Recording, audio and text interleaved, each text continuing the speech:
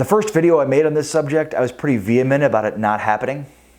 But I'm starting to come around to the idea of Dez Bryant rejoining the Cowboys. I'll get to why I'm coming around to the idea in a moment, but thanks for watching, thanks for commenting, thank you for subscribing, and thanks for ringing the bell. That way you're always notified when I make a new video. Well, when the chatter started about Dez Bryant rejoining the Cowboys, I was pretty convinced that that was a horrible idea. But where we stand now, at the beginning of April, I have a different opinion on it. So we'll start with the latest, and that is that Dak Prescott and Dez Bryant have been working out together. Nobody's supposed to be leaving their house, going to public places, and yet Dez and Dak are working out together. Now, I find it interesting because I think this is Dak definitely sending a message. You franchised me, I want a long-term deal, let's get this thing done, and I'm working on my own now. And then, of course, there's what Brian Broaddus said on the G-Bag Nation the other day. Brian Broaddus, my co-host on the pre- and post-game show for the Cowboys, and of course with 105 for the Fan. He said, quote, "I got a text from someone who said Dak is telling people that Dez looks good and should be on a team," end quote. Now, why have I come around to the idea of Dez Bryant rejoining the Cowboys now? Let's just say it started last week with the Aldon Smith move. Because if the Cowboys are willing to overextend themselves for a guy like Aldon Smith, who's had this absurd rap sheet and has not played in the NFL since 2015, well then why not take a flyer on a guy that's a fan favorite that has put up some prolific seasons in your organization? But not just for the sake of nostalgia. I mean, this roster is certainly devoid of experienced pass catchers, especially beyond, I don't know, Michael Gallup. I mean, it's Amari Cooper, Michael Gallup, and then what? Now look, I believe that the Cowboys should absolutely take a receiver in this draft. But if they don't in the first round, I would certainly advise them to take one in the second round. And I don't want the signing of Dez Bryant to get in the way of them continuing to develop a young receiving core led by Amari Cooper, Michael Gallup, and then whoever they end up drafting. They still should absolutely draft a receiver, but why not take a flyer on Dez? If he's cheap enough, if he's truly willing to fortify whatever role that this team needs, and see if that's something that he's really willing to do. Because we have seen this before with Dez, right?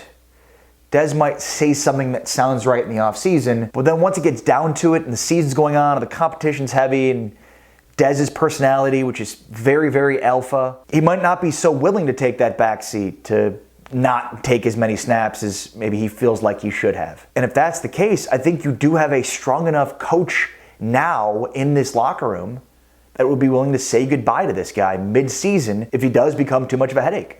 Because that was always my concern with Dez. You bring back Dez, and even though he's saying all the right things, there's no way that you know that that's true. Because what's made him so good over the years is his passion. His passion that he wears on his sleeve and his competitiveness. And that made him such a great player and a great competitor. But now at his age, coming off an Achilles injury, so see if Dez is really, truly willing to take a back seat and take a role that fits this team, even if that role that fits this team isn't playing significant snaps. Because that is a very likely outcome here. And I'm sure some of y'all are watching this right now thinking, man, you are completely underplaying Dez Bryant. You think Dez Bryant's going to come to this team and not just show out and prove that he's one of the 2 or 3 best receivers in this team? Yeah, no, I don't think that at this stage of his career, Dez Bryant is capable of that. Physically. But I would love for Dez Bryant to prove me wrong. I'd love to see Dez come back and just be an absolute monster. But I don't think that's very likely. So you sort of have to plan for how would he react if he's the 4th best receiver on this team?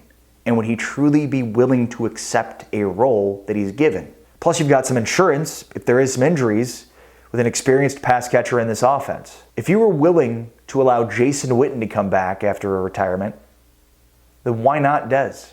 There is sort of this great irony, though, in this Dez Bryant decision, right? Because everything we heard indicates that Stephen Jones is open to it, that Jerry Jones is very much open to it. And so who's the decision left to then? If those two are open to it and there's been no decision made, then we're left to believe that the decision is truly up to Mike McCarthy. So there's this great irony, right?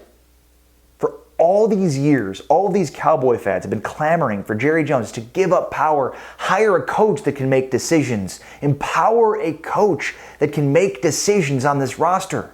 At long last, Cowboy fans, you have exactly what you were asking for. And now this man, the man that Jerry Jones empowered to be the next coach of the Dallas Cowboys, Mike McCarthy, well, the decision's yours, for better or for worse.